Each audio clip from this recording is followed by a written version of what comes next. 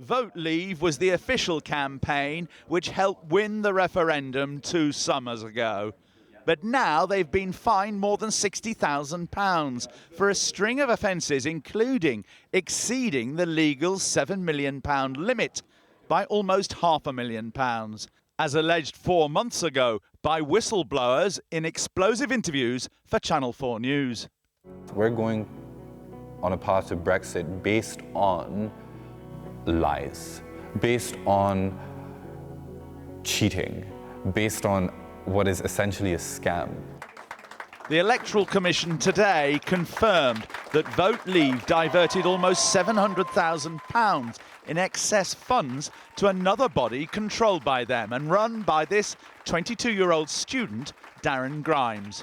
He's been fined £20,000. Well, we think it's really serious because they've broken the rules around transparency of funding, of how to report that spend, and the spending limits that Parliament set to make sure that we have a level playing field and that voters know where funding has come from and how money's been spent in political campaigning. A key player in the story was Dominic Cummings, a close friend of Michael Gove. The Commission found an email that Cummings sent to a donor warning that Vote Leave was nearing its spending limit and urging the donor instead to give the cash directly to an outside body with strong links to Vote Leave. There is another organisation that could spend your money, Cummings said. Would you be willing to send the 100k to some social media ninjas who could usefully spend it on behalf of this organisation? I'm very confident it would be well spent in the final crucial 5 days. Obviously, it would be entirely legal. By social media ninjas, he meant AIQ, a Canadian data firm. The Electoral Commission said today that Vote Leave had resisted their investigation from the start and refused to cooperate.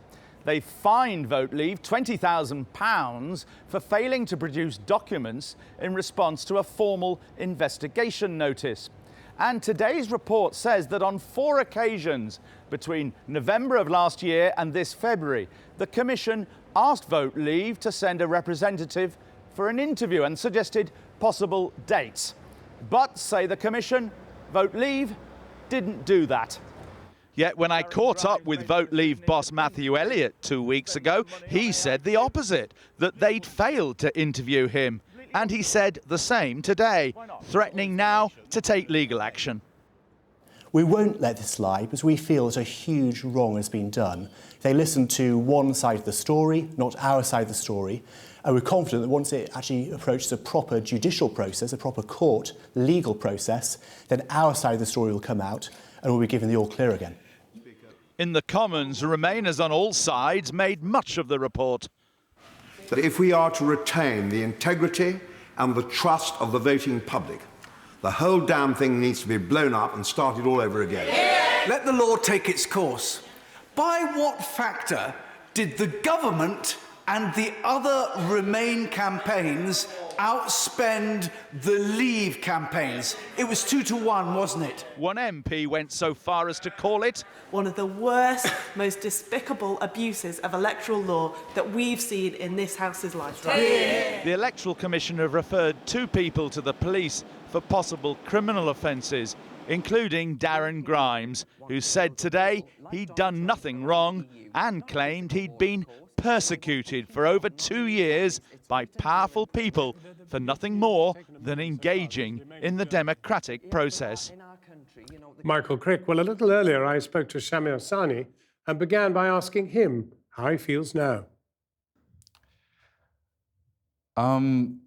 Vindicated, but also scared that we have gotten to this point where now we have to face the reality that our democratic process has been tainted. How early on in the campaign were you aware that this was going on? Well, during the campaign, I was being advised by senior staff members. I was being advised by lawyers. Of course, I had no idea that it was wrong. It was only afterwards, and I've said this before, it was only through my own self-reflection and through going through everything that I really understood the sheer scale of the coordination and the breaking of law. And now that we have evidence that BeLeave has broken the law, it's imperative for parliamentarians and the public alike to hold these people to account, and not just BeLeave staff members, the people who were speaking for BeLeave, who were on the compliance committee, the financial committee, and all these committees. They need to be held to account. Within minutes of the story being posted, they were tweeting, saying, this is a lie, he's a liar, this is all fictitious, Brexit was won fair and square. Why? Number 10, instead of saying, okay, we'll have an internal inquiry, let's have a look at this, let's consider this, they outed me. And my former workplace chose instead to fire me. And so BeLeave destroyed my life and thought that was valid reason to protect themselves. And of course, they're hardly going to intervene to protect from the police inquiry the very team that you were part of. No, they won't. They won't do anything. This is what I said in my first ever interview with Channel 4 and The Guardian. Darren Grimes will be used by BeLeave as the scapegoat. It's his fault. It was him. Darren Grimes will be fine. And I knew, obviously, I was so confident in the evidence that in my heart, I knew that this would be the conclusion. But it's very sad that in this whole process, it's been a young volunteer who is being blamed for all of this, when really, yes, Darren was complicit, but he is not the culprit. The people responsible are the people who were running BeLeave, the people who are sitting at number 10, and the cabinet ministers who are overseeing that. Inevitably, one asks, was it worth it? I don't know. I mean, if you had it all over again, would you blow the whistle? After this conclusion today, maybe. If you asked me yesterday, I would say no. Because what I have gone through, no one should have gone through. Particularly if you're gay, Muslim, Pakistani. Just the sheer scale of character assassination of someone who, I don't have any personal vested interest in this. I'm 24.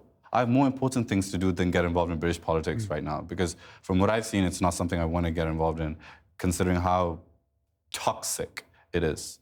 Thank you very much. Thank you, John. Shahmir Sanni, the whistleblower from BeLeave. Now, we have asked senior members of BeLeave, including senior politicians Michael Gove and Boris Johnson and Chris Grayling, to respond to these allegations. Not one of them was prepared to talk to us, but have all consistently denied doing any wrongdoing.